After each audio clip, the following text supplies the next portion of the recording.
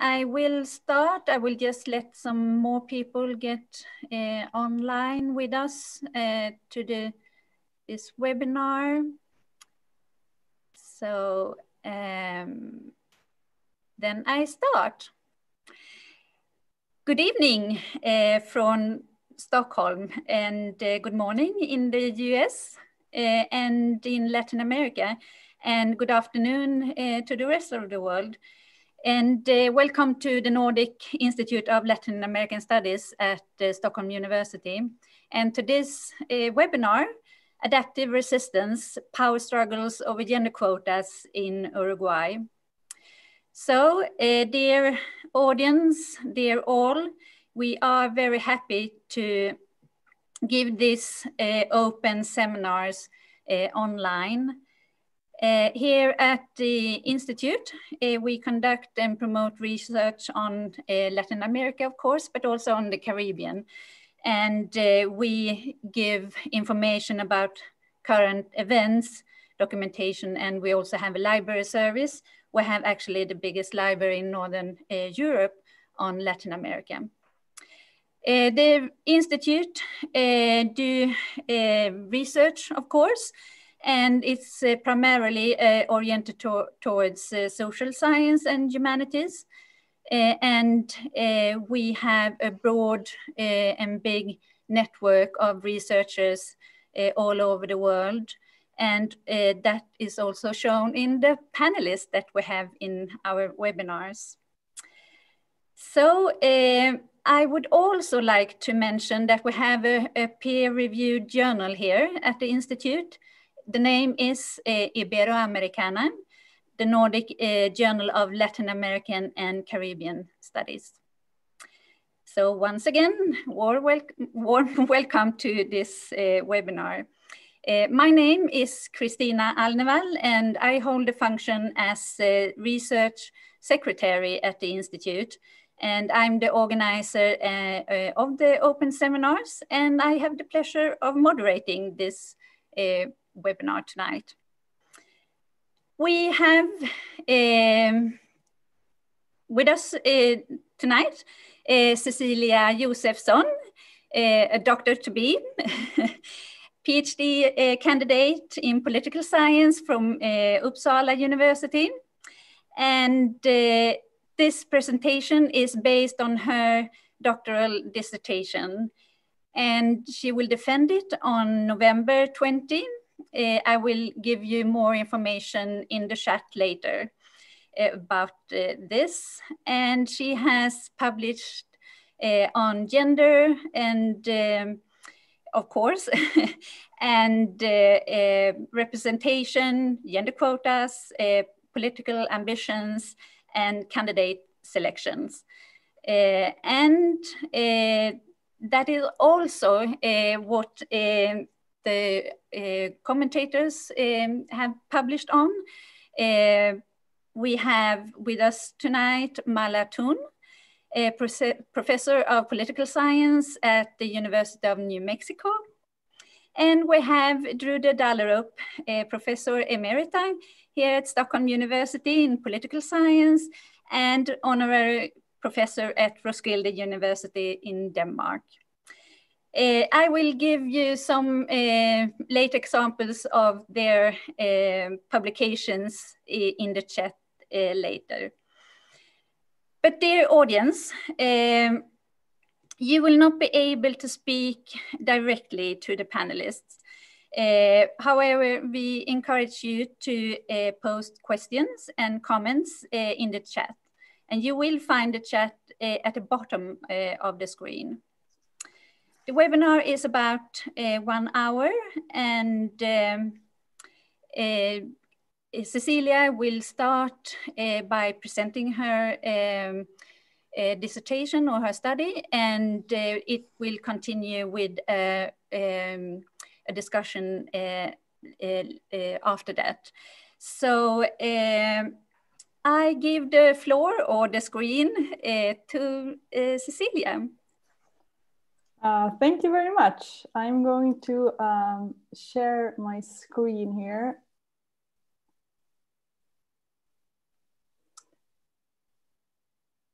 I hope you can see it. This presentation is based on my dissertation, just as Christina said, that is called Adaptive Resistance, Power Struggles over Gender Quotas in Uruguay. And it is scheduled to be defended on November 20th, and that will also be possible to watch online. And put shortly, this is a book about a long struggle to adopt and effectively implement a gender quota law in Uruguay. And as many of you perhaps know, one of the most important and widespread electoral reforms in recent decades has been the adoption of electoral gender quotas in national parliamentary elections. Since the beginning of the 1990s, more than 85 countries have legislated gender quotas as a way to overcome men's overrepresentation in politics. And Latin America is a region that has been at the forefront of this development. Following Argentina's lead in 1991, today all countries in Latin America, except for Guatemala and Belize, have adopted gender quota laws to increase the presence of women in their national parliaments. And this has led to an impressive increase in the proportion of women elected to parliament in this region. While only 13% of the legislators in the Americas were women in 1997, today, in 2020, this region has nearly 32% women in parliament, which places the region first in the world. Yet, this average increase masks great regional variation. The timing of quota adoption and the design, strength, and impact of these measures vary widely. While some quota laws have been very effective in fast-tracking women's numerical representation, to borrow through this term here, in other cases, the percentage of women has remained stagnant or even decreased under the new reform. So, seen from this perspective, the Uruguayan case is, I would say, indeed an interesting one. It was one of the first countries in the world where a sizable candidate gender quota bill was introduced on the parliamentary agenda already in 1988. Still, Uruguay was one of the last countries in the region to adopt a permanent gender quota law in 2017. And this quota law has not contributed to fast-track women into political office. Thus, in order to understand sort of this worldwide variation in the adoption and implementation of quota laws, this book also sort of zooms out to center on broader questions. Namely, how and why do progressive public policies aimed at creating a more just and equal society fail? Why do such policies fail to get adopted? Why are they poorly designed? And why are they not implemented? And in this book, I argue that the mechanisms behind repeated policy failure are poorly understood. And in particular, actors' role in policy failure remain under-theorized or understudied. And turning to the gender and politics literature, this body of literature has been replete with studies explaining success, policy success, in particular in terms of adoption of a wide variety of gender equality policies in different corners of the world. And indeed, women have won many battles over the past decades. But nevertheless, I argue that this focus on feminist strategies for achieving success has also implied that we lack knowledge about the factors explaining failure or shortcomings of gender equality policies. And perhaps even more important, this focus on women's agency and policy success, I argue, has implied that the factors explaining policy failure have, at least implicitly, been interpreted as being related to the insufficient strength and poor strategies of these change agents, these actors working for progressive change. So either the women's movement was not autonomous enough, the change agents were not unified across party lines, or they lacked sufficient trainings, for instance. But in this book, I argue that failure or lack of change cannot be understood simply by pointing at the absence of factors that explain success elsewhere.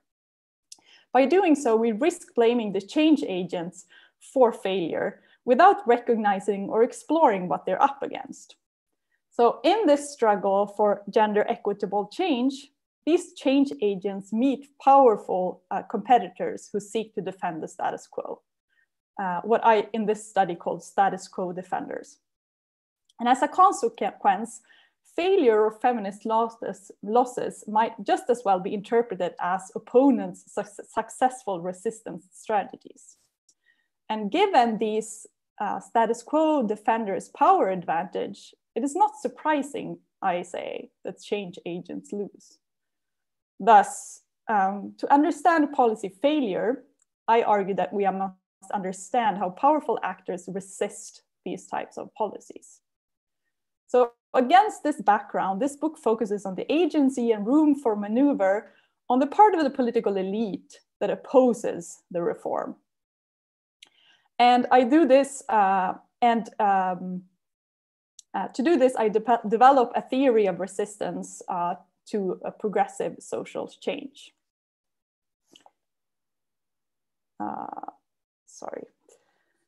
So talking about resistance, resistance has become a buzzword, I would say, in the gender and politics literature in recent years. It's a word used to describe a myriad of constraints faced by women politicians. And in this book, I distinguish between gendered institutions that uphold discriminatory structures on the one hand, and active and embodied resistance strategies aimed at protecting the status quo on the other hand. And this means that resistance is conceptualized as opposition in combination with some sort of action. It also means that I do not call resistance to me is not institutional inertia or gendered political institutions. However, status quo defenders draw on and are circumscribed by their institutional context when resisting. And to shed light on the adaptive nature of resistance and how resisting actors are both empowered and circumscribed by their ideational and institutional environment, this book develops a resistance stage model.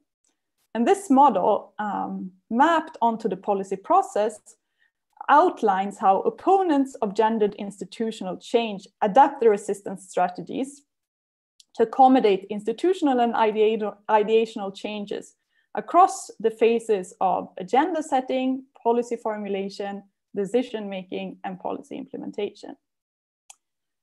And this theory of resistance to progressive institutional change is developed in conjunction with an empirical study of this 30-year-long process to adopt and implement an electoral gender quota policy in Uruguay.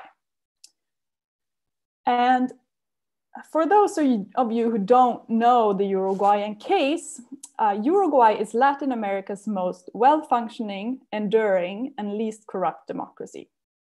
The country has also been a forerunner in the defense of women's political rights. It was one of the first countries in Latin America to enshrine women's right to divorce already in 1913, and one of the first countries in the region to grant women full political equality in 1932. Today, Uruguay is considered among the most gender equal societies in all of Latin America. And in recent years, this country has gained international status for passing reforms such as a decriminalization of abortion in 2012, a legalization of same-sex marriage in 2013, and a law allowing a massive expansion of transgender rights in 2018, among others. So seen from a Latin American perspective, where resistance to such policies have been immense, I would say, these advances are indeed remarkable. And Uruguay is a suitable case, I argue, to explore this adaptive nature of resistance thanks to its very long reform process, its heightened and prolonged conflict between strong change agents and strong status quo defenders, and the large variation in the obstacle and opportunities that status quo defenders face in different political parties. These political parties operate according to different logics, such as programmatic logics and clientelistic logics. And a second reason for focusing on Uruguay as a case is that men's political dominance in this particular country is both, I would say, extraordinarily pervasive and puzzling, and as such deserves attention on its own. So while Uruguayan women fare relatively well in economic and social spheres, they have been very much excluded from formal politics. In recent decades, Uruguay has figured among the poorest performing countries in Latin America in terms of women's representation in parliament. And although gender quotas appeared very early on the parliamentary agenda, it would take the country over 20 years before it adopted its first quota law in 2009, long after most other Latin American countries.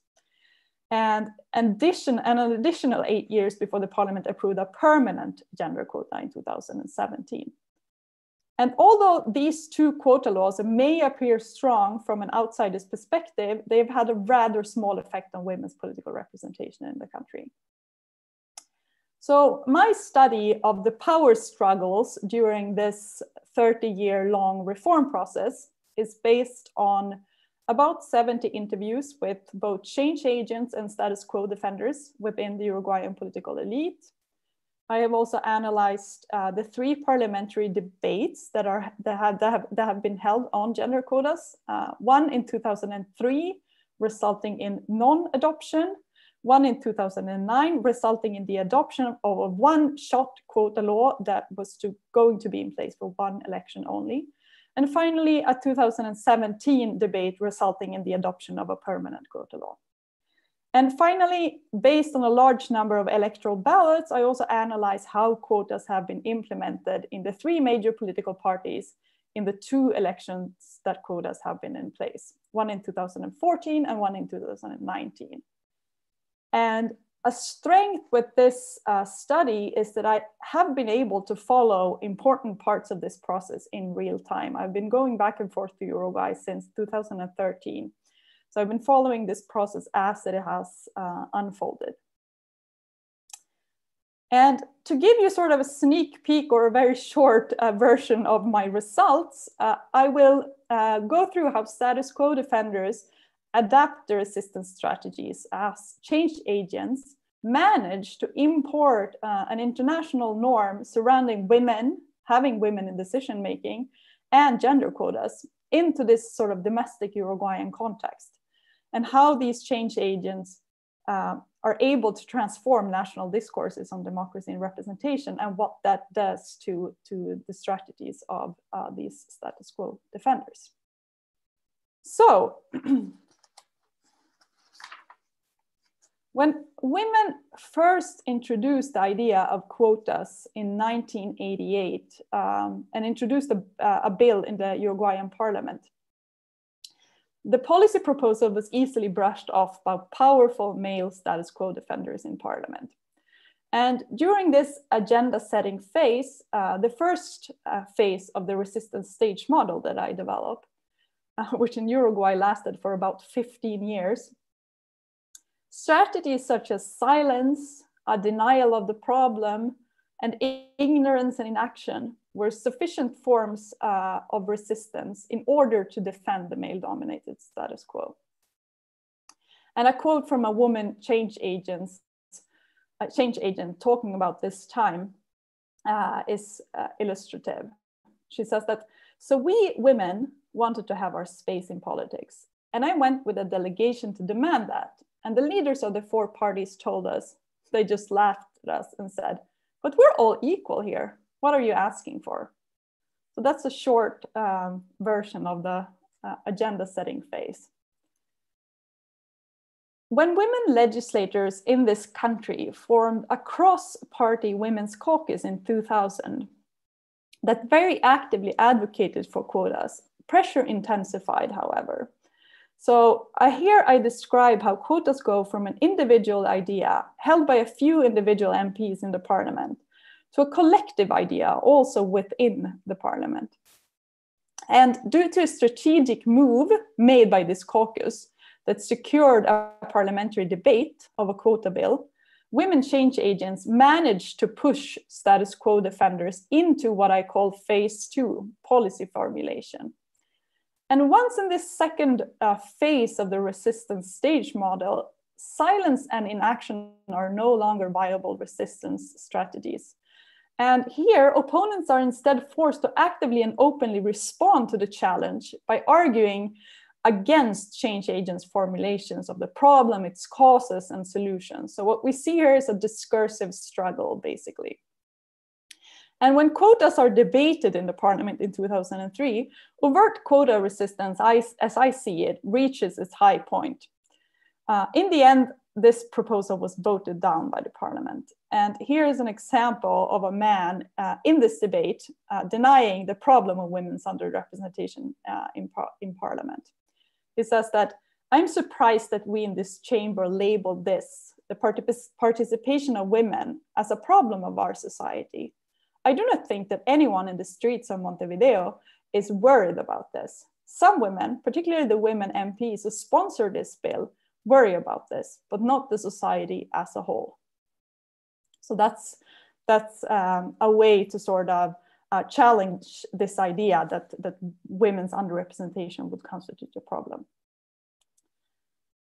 Coming into the new mandate period, however, starting in 2005, the Women's Caucus' persistent and strong advocacy for quotas had turned the policy idea into a norm. That means that the quota idea of the quota had started to become informally institutionalized to the point where being openly against quotas was perceived as being attached to sanctions, such as public blame. So status quo defenders, suddenly finding themselves on the losing side of this power struggle, realized that they can no longer stop the law. Instead, they had to start concentrating on limiting the damage while avoiding blame. And here I describe how they sort of jumped on the bandwagon and voted for a proposal they did not like, while simultaneously also modifying the proposal to limit the effectiveness of the new law.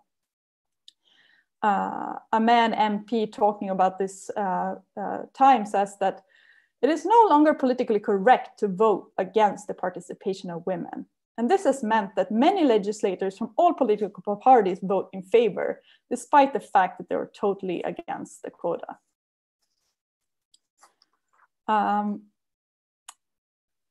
Yet, although status quo defenders had lost this discursive struggle over reform and had been forced to adopt a quota law, when it came to implementing this first quota law in 2014, I argue that these quota opponents were back on a playing field where they dictated the rules of the game. And this is because informal candidate selection procedures were controlled by male party elites. And this enabled these very same elites to protect status quo. I show how all three main parties implemented the quota in a minimalistic fashion. And one party, Partido Nacional, even subverted the new law by exploiting loopholes in the law that they themselves had put there. Many outspoken feminists also lost their seat in the parliament in this election. And one of the women change agents says that the feminists who had fought in the first line to make way for other women, many of these feminists were relegated, and I was lucky to be able to continue the fight in the trenches. But with the quota, we opened the door for obedient women to enter, while the fighters were excluded. In 2017, Uruguay finally adopted a permanent quota law, identical to the one-shot quota law adopted in 2009 that didn't work very well.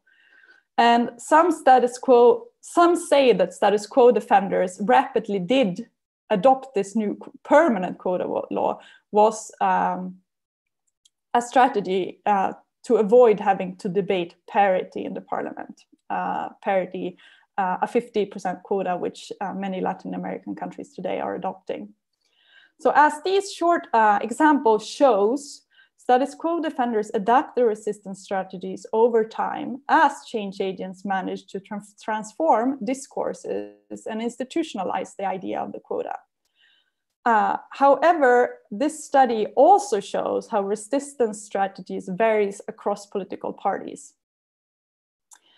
And throughout this long reform process, the strongest opponents to quotas have been the conservative party Partido Nacional, which is currently in government, here represented by the current president of Uruguay, Luis Lacalle Pou, and the radical left-wing party faction, MPP, the faction of the legendary former president, José Pepe Mujica. And throughout this book, I show how resistance is manifested in very, very different ways in these two parties. And to make sense of this variation, I should suggest that the different logics through which these political organizations operate have implications for the type of resistance that is exercised. So put shortly, quota resistance in these two political collectives are served to protect two very different types of status quo.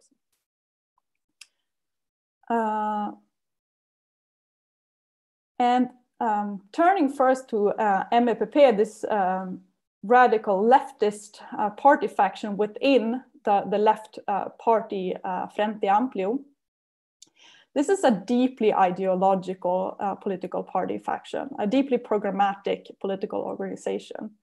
And here I argue that the quota idea primarily threatened MPP's overarching ideology that has prioritized class inequalities over gender inequality at all times. And as such, I argue that quota resistance in MPP has been first and foremost idea-based, directed towards the quota policy in and of itself, and primarily grounded in an unwillingness to incorporate gender issues, and particularly gender issues perceived to only benefit a small group of elite women into their party faction agenda. In Partido Nacional, on the other hand, resistance has targeted both the quota policy itself and its end goal, women's political inclusion. And here I argue and show how the quota primarily has threatened the clientelist party structures in this party based on bonds of trust and loyalty. And this clientelist type of resistance has been both what I call patronal and patriarchal in character. And this patronal resistance, talking about that, resisting party elites have sought to protect the party structures by retaining control of whom to select and whom to reward within this hierarchical structure. And what I label sort of the patriarchal or gendered form of resistance, women's political inclusion, not just the inclusion of any outsider, is perceived as threatening to destabilize these bonds of trust and loyalty between men who hold the party together, and sort of break the male way of doing things in this political context. So I show how men gatekeepers have sought to protect party structures and the male logic of doing things by resisting the quota and making sure that women are not elected at higher rates, and by selecting women who are loyal and submissive.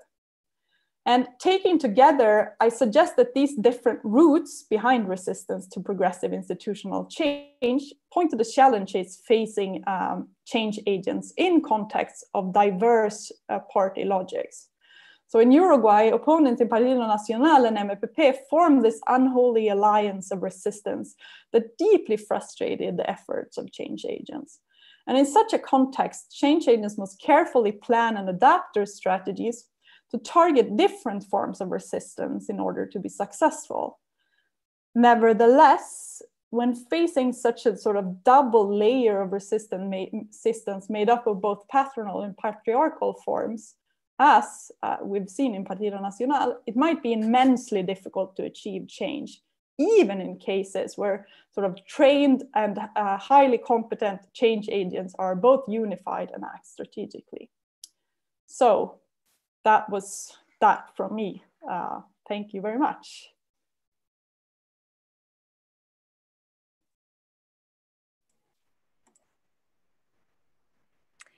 Thank you very much, Cecilia, for this very informative and interesting presentation.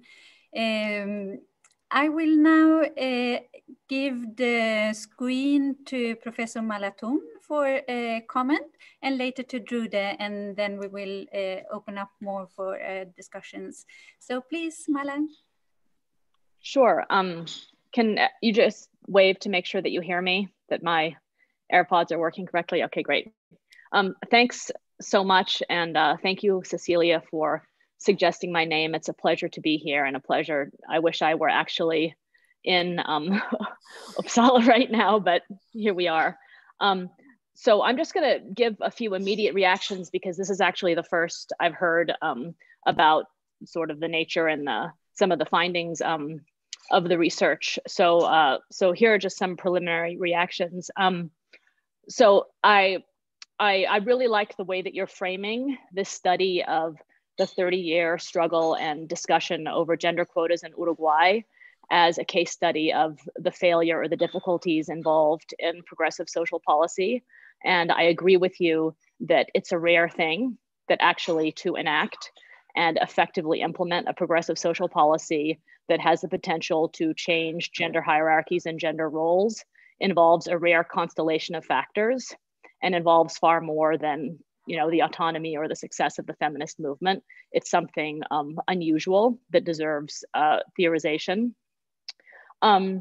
I just want to raise, I guess, 3 points about the comparison or the selection of Uruguay, and then also some points about gender quotas. So the first question, I think, and this was sort of implied by your discussion, is that Uruguay is an odd context because, as you noted, they legalized abortion, which is incredibly rare in Latin America. They legalized same-sex marriage, which is also fairly rare, although I guess becoming a bit more common. They enacted transgender rights. I mean, Uruguay, I think since the 30s, already had social grounds for abortion. And so they were already kind of an outlier in having a more liberal approach. And so the big puzzle is that something that in other countries is relatively easy, which is to adopt gender quotas, they had a lot of trouble doing. Whereas policies that are actually incredibly hard involve major resistance and social conflict, something like abortion, they were able to do. So I think that, you know, Uruguay is a bit of an outlier. And in that way, it may be even more comparable to the United States than other Latin American countries. The US being that there is, you know, access to elective abortion, but there aren't any kinds of statutory mechanisms anyway to guarantee women's presence in elected office. The second point I have is that it's not clear to me, and I know Drude will disagree, so I just want to get this out there. It's not clear to me that quotas are a good case study of a progressive social policy. And you didn't define it, but I would consider a progressive social policy as a policy that actually has a good chance of changing gender hierarchies and changing gender roles. Certainly, you know, in some countries where quotas are well implemented and successful and lots of women are in power, then there may be an indirect effect on changing perceptions of gender roles and attitudes about women in the rest of society. But in many countries like Rwanda and Uganda, I mean, they've been the opposite of a progressive social policy. In fact, they've been instruments of authoritarianism and party leader control and patronage control of politics. So I think that it deserves some justification. It's not immediately clear to me that we can frame quotas as, you know, the quotas have the potential to produce a veneer of gender equality, but not necessarily actual gender equality. And then the final point that I want to make is that you are critical of this 30-year kind of debate in Uruguay over quotas. And I think it's very interesting, but it may not actually be such a bad thing that all of these attitudes and opinions and resistance were out in the open. Because I'm thinking of other Latin American countries where quotas were adopted very quickly, like in 1991 in Argentina, where yes, there was discussion, but basically, you know, the Peronist party decided that they were going to support quotas, and then quotas were enacted, you know, in 1 or 2 legislative sessions. In Peru in 1997, Fujimori basically said, like, everybody in my party, you have to support the quotas. Like, they were adopted without a lot of principled discussion, and by a lot of people who opposed them just because they needed to get in line, or as you say, it was politically correct, right? And then what you see, like in the case of Bolivia, is you see in the implementation, people are forcing women to sign, you know, women elected officials to sign resignation letters. There's a lot of intimidation and hostility against women elected officials. And so this long protracted debate where everybody's position is out in the open and there's more of a consensus building, prolonged deliberative process behind the quota, it may actually end up having some advantages. So that's just what I'll plant here for now. But this is a great project, and I'm honored to be you know, invited to speak here. Thank you. Thank you very much, Malin. Cecilia, I think I would like to invite Drude before I give the word to you again. So Drude, please, the screen is yours. Well, thank you.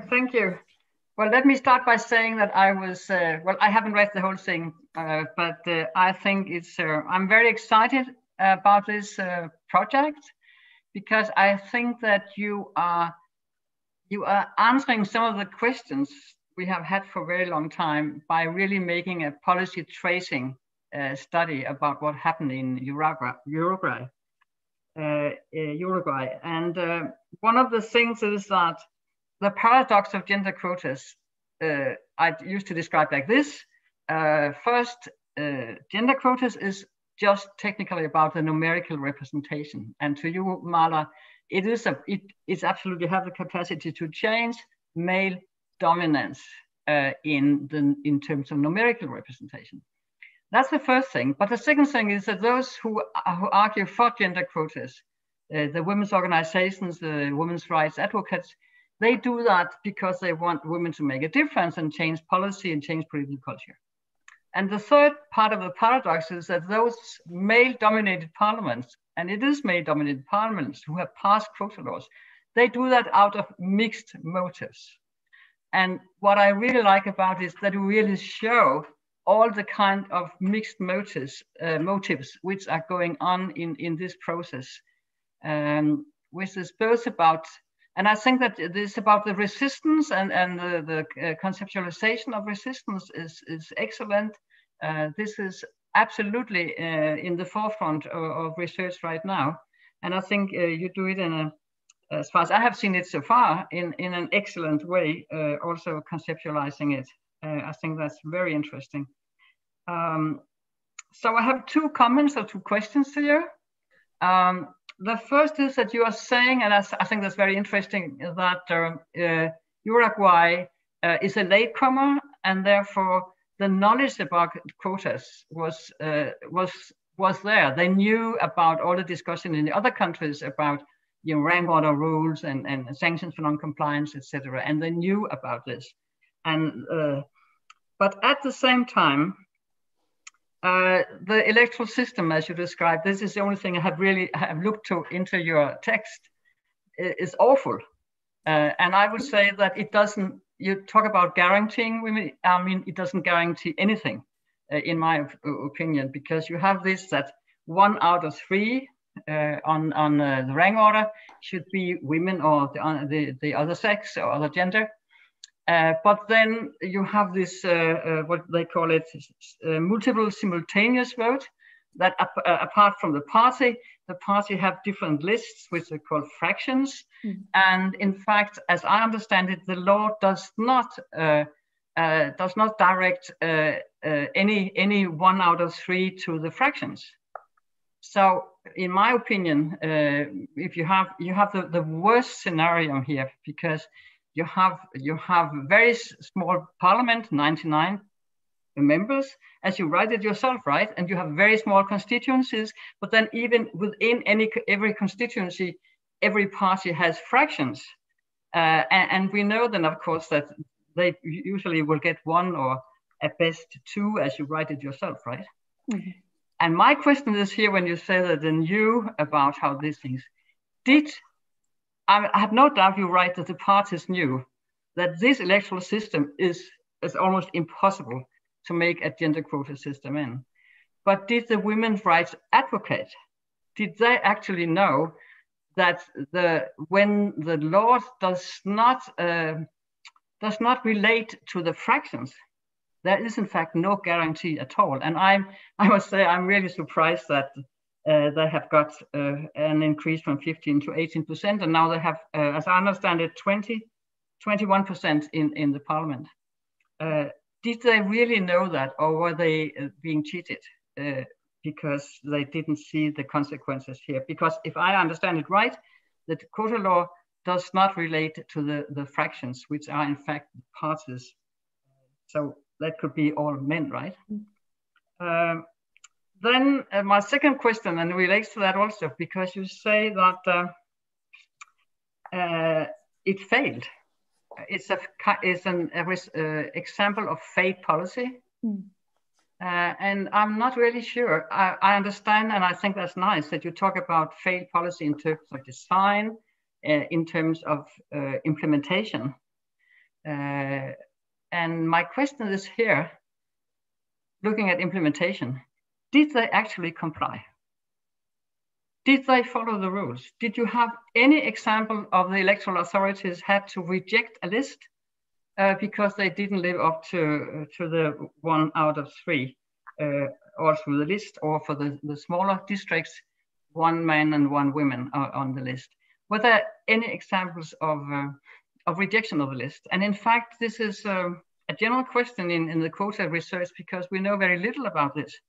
And of course, usually the fact is that the parties, they want to stand for election. That's their raison d'etre. So therefore, a quota law which has this sanction from, that you reject the list makes the party run and try to find women to put them on the list. So I'm really a little bit curious, because you're only talking about elected, but this quota law is about candidates. And I don't see any figures, maybe you have them somewhere, about whether did they actually comply, or did any list at all rejected or not. If not, then it's not a failed implementation, in fact. It is an awful law. But then I'm really amazed that they got any women elected, because I can't see any guarantee of being elected, because you have this system of party and then fractions under the party. So I think that would be my 2 main questions. Then about the temporarity, let me just add this, because I'm just writing a paper for the UN Women on temporary special measures, and they had taken this CEDAW concept in again. So I was speculating about the temporarity, and I was trying to find some countries which had temporary quota measures. Thank you for giving this to me. And you're absolutely right, because the way CEDAW Convention defines this is that it's not in terms of period, like you have it in Chile or El Salvador, 1 year or 2, and 1 elections or 2 elections. The CEDAW Convention think that this is about a functional temporarity, as you write, that this law is still active as long as the objective, so and so many women, has not been met. So thank you for the examples, because I've been looking for them so much. But it's very nice. It's so interesting. This I really loved, and I love to read the whole thing. Thank you. Wonderful, thank you, Rude. I give the floor to you, Cecilia, again, please. Yes, thank you very much for great and I think thought-provoking comments. I'll try to just say something about it quickly here. Mala's first comment was this about Uruguay being an outlier, right? That some of the policies that have been easy for other countries have been or quotas that have been easy in other countries have been super difficult in Uruguay, while other policies that have been very, very difficult in other countries seem to be swiftly adopted in Uruguay, right?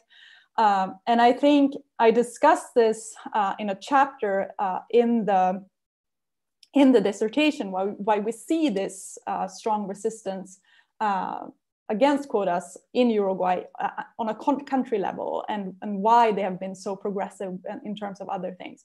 I think one of the main reasons why we see this difference in terms of other countries is that the Catholic Church is not very strong in Uruguay. So other policies that have sort of challenged sort of this doctrinal power, I mean, this is things that I take from Mala's work, her work, is not, that is not a big deal in Uruguay because the Catholic Church is not very strong. I think that is important. Why quotas have been so difficult in Uruguay, I think has to do partly with Uruguay's status as a very highly democratic country. And partly they have not wanted to sort of mimic this reform adopted by their less successful neighbors. They definitely don't look up to Argentina, for instance, in terms of this. So I think that has been important. Another thing that I mentioned in the book is that the political parties in Uruguay are among the oldest political parties in the world, and they were born sort of before the formation of the Uruguayan state, which means that the political parties have always been sort of able to shape the rules or the electoral rules to fit them and to sort of ensure their own survival. And the quota being an electoral rule, that has been very, very difficult for these traditional parties to digest, that sort of an electoral rule are imposed upon them when they are the ones making these rules normally. So I think that is some of the things that make Uruguay stand out. The other one is this, is quota as a progressive social policy? I mean, I define social policies in line with Mala's work, which is this, that policies that explicitly seek to empower or improve the status and opportunities of historically marginalized groups. And I think that's sort of a direct quote from Mala's work. And I mean, yes, quotas might be just window dressing, but I think that even in countries, I mean, I have myself studied Uganda, one of the countries that you mentioned, that is sort of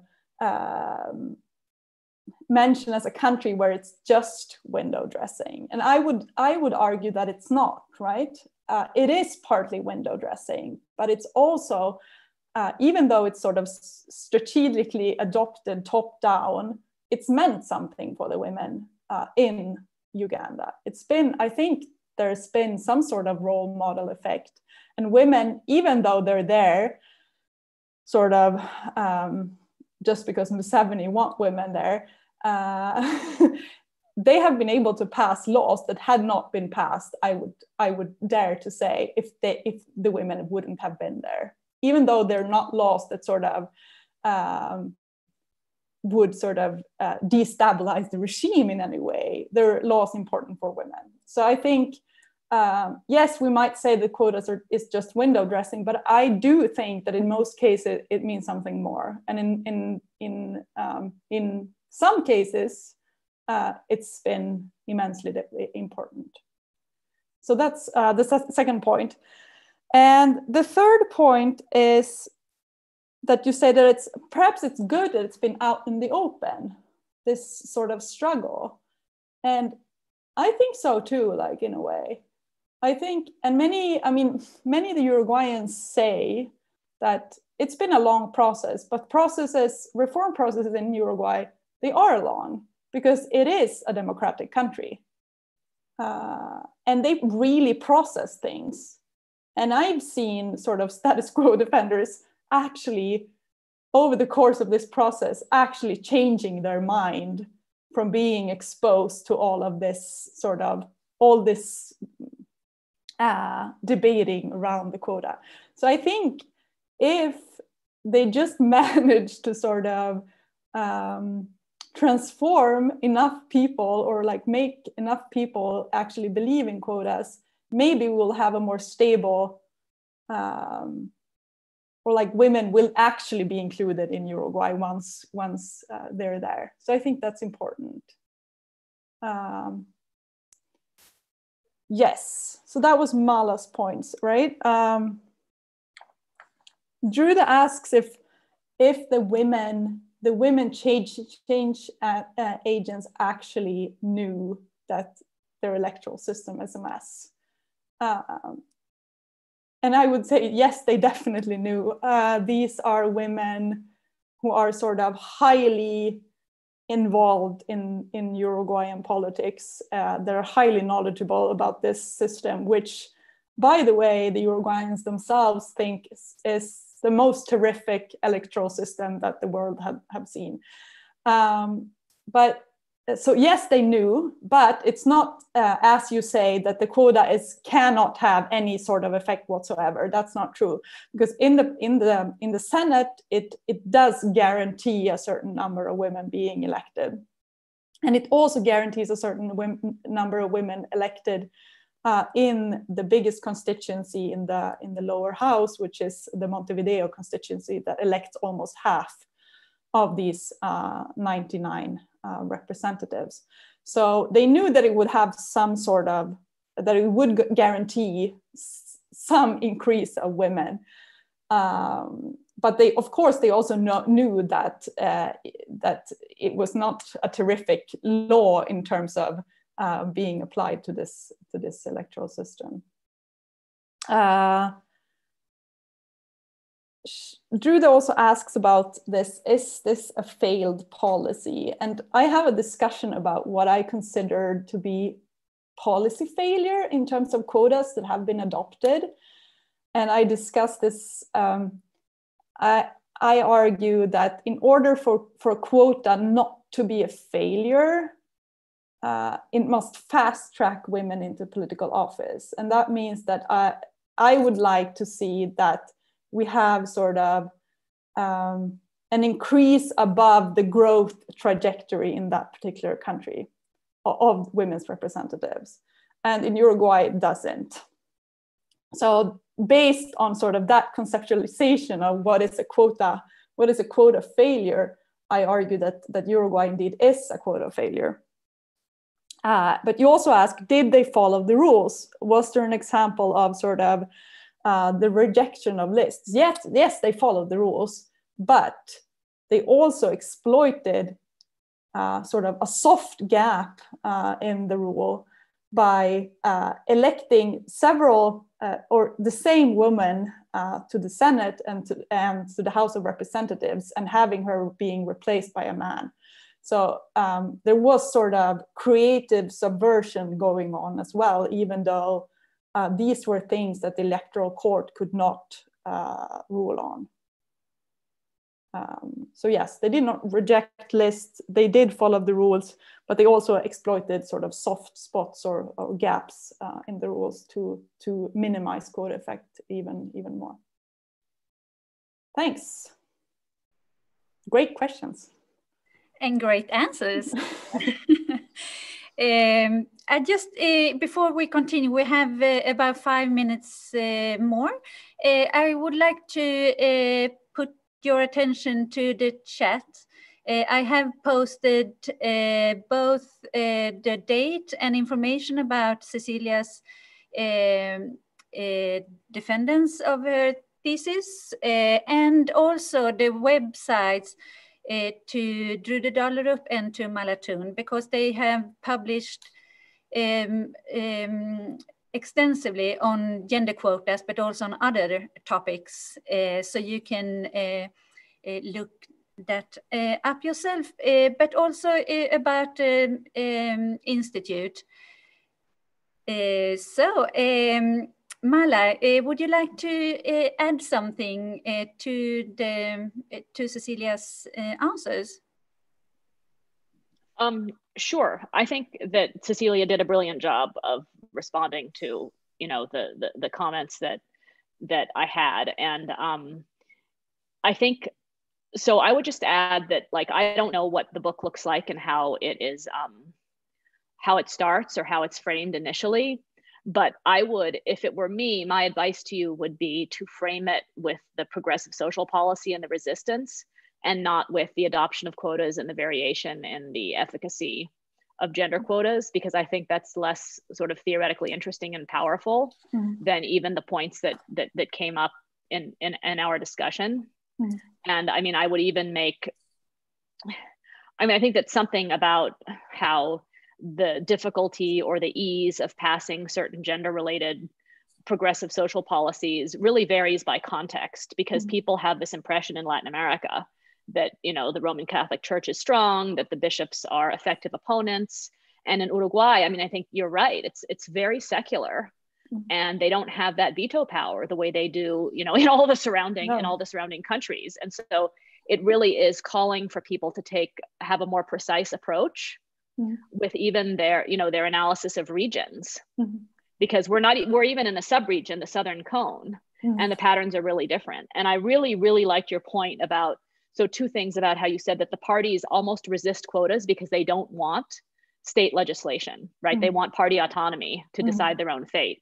And that's a different, you know, that's like a libertarian argument too. So they kind of even resist state mandates as a matter of principle, in addition to maybe resisting, you know, being forced to include women. And then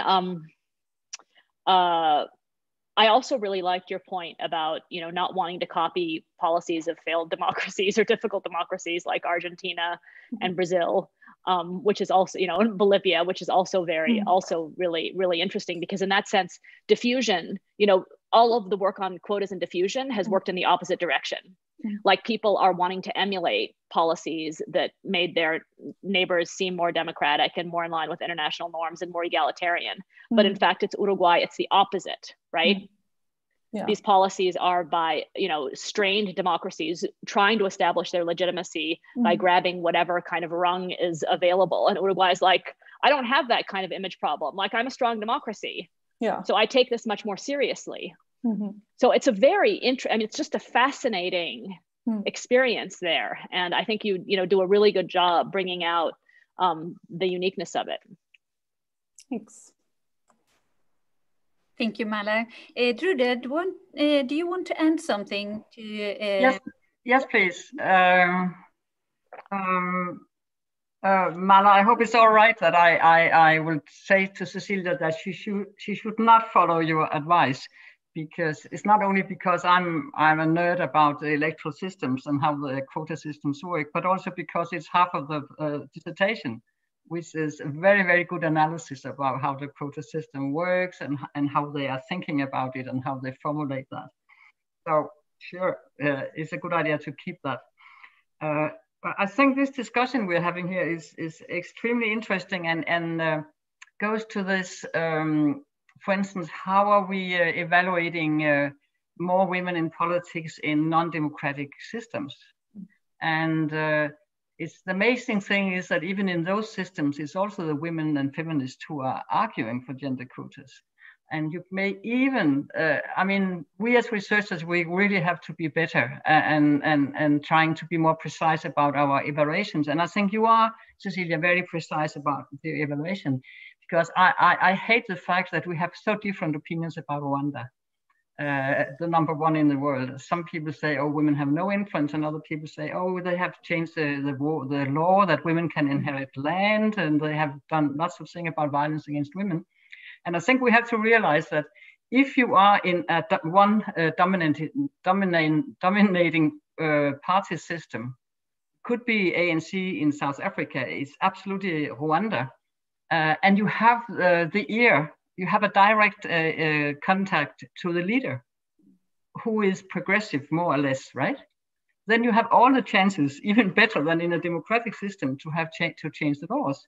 So I think that this new about looking into how non-democratic systems, they also have decision making, they also have women's and feminists, and we have to be much more precise about how we evaluate them. But of course, I think some of you said that, of course, they didn't change the system. Cecilia said that they didn't change the whole system, but women very yeah, that's not just for them.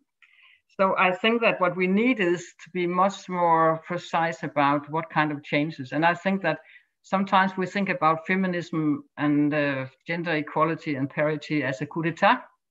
Mm-hmm. And if we don't have all the changes in one, because I would ask Cecilia if she has some minutes to answer. What are the long-term? That might be long-term effects here. You're right about the Senate because that's just one constituency. Mm.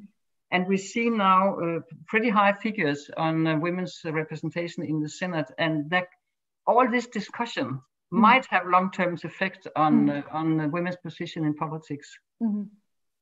Definitely, I think so. And I think, I mean, even though sort of quotas have not fast-tracked women into political office, especially not in the lower house, many of these sort of women change agents witness that the quota has, like these two quota laws have meant a lot for them. So for instance, in the election last year, it was clear from the beginning, or almost clear from the beginning, or a strong norm that you needed to have a female vice presidential candidate. That was like a very strong idea that had not been on the table before. So even though Uruguay has a conservative government today, they have a feminist vice president who's been sort of leading this struggle for gender quotas in Uruguay. And just a few months ago, she entered the parliament and said that I'm going to propose a parity law, which a parity law would result in about 30% women in the Uruguayan parliament. So that would have a greater effect. And she said that you political parties better prepare because you are not going to get around this. So I think that's sort of these women changing that are sort of moving the stakes are getting higher, and it's getting more and more difficult to actually keep excluding women from politics. So I definitely think that in a few decades, it's taking a long time because Uruguay is a democracy with very strong sort of historical legacies. But like, I think that we will see more women in the Uruguayan parliament, definitely. Thank you very much, Cecilia. Thank you very much, Mala. And thank you very much, Drude. We have run out of time now. And before closing, I just want to tell you that next Wednesday at 6 o'clock, we will have another webinar. And it will be on Latin America and the US election. And we will have some of the most prominent researchers in the field in that panel, as we have today. I don't think you would like to miss that webinar. It would be very interesting and very important. Saying that, I want to close the webinar by thank you all. I would like to thank the panelists, Cecilia Josefsson, and good luck for your defending your dissertation. Thank you very much. I will be there. And thank you, Professor Malatun, for your comments and your contribution. And thank you, Professor Drude Dahlerup, for your comments and for your contribution. And thank you, of course, to the audience. I want to add that the Embassy of Uruguay sent a salute from Patricio Silva. So thank you very much for that. And thank you especially to the audience. And see you soon again. Thank you and bye.